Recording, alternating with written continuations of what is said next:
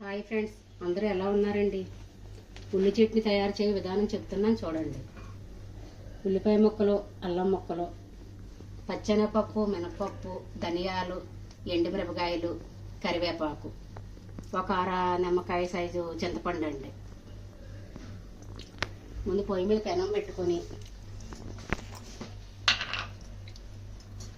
అందులో 2 స్పూన్లు ఆయిల్ పోయండి.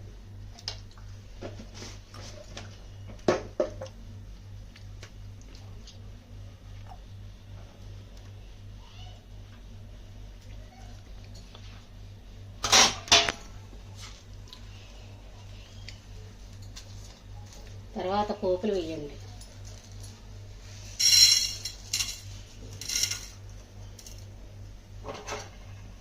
పోపులు వేసి కొద్దిగా వేగనివ్వండి.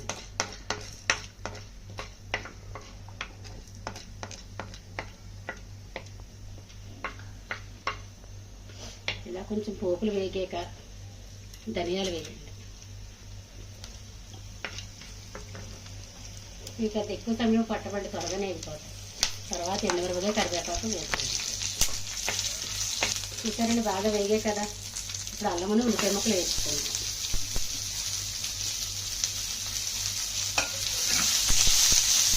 వేసి ఇలా బాగా కలిపి ఒక 10 నిమిషాలు మూత పెట్టేసేయండి.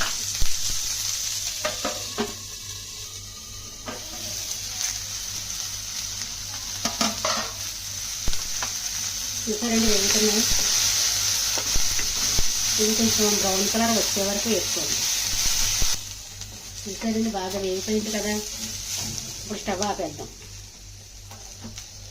పూర్తిగా చల్లారిపోయాక అప్పుడు మిక్సీ గిన్నెలో వేసుకోవాలి.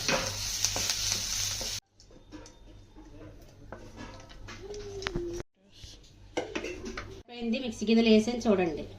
ఇందులో 1 స్పూన్ జీలకర్ర, తర్వాత కొంచెం చిటికెడు బెల్లం ముక్క, అర నిమ్మకాయ సైజు చింతపండు,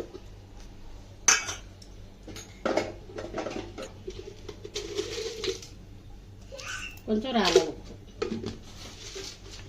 వేసుకొని మిక్సీ పట్టుకోవాలి. కొంచెం వాటర్ కూడా వేయండి. ఇందులో వాటర్ ఎంత అని చెప్పలేమండి. మనం చట్నీ కొంతమంది గట్టిగా తింటారు, కొంతమంది పలచగా తింటారు కదా. దానికి తగ్గట్టు ముందు బాగా ముద్ర తయారు చేసుకొని అప్పుడు వాటర్ వేసుకొని తిప్పుకోవాలి. ఎంతో రుచికరమైన ఉల్లి చట్నీ రెడీ అయిందండి. ఇడ్లీకి కానీ, దోశకి కానీ, బోండాకి కానీ, దేనికైనా సరే ఈ చట్నీ చాలా టేస్టీగా ఉంటుంది. సరే అండి, మరి ఉంటానండి. వేరే ఐటెంతో మళ్ళీ కలుస్తాను.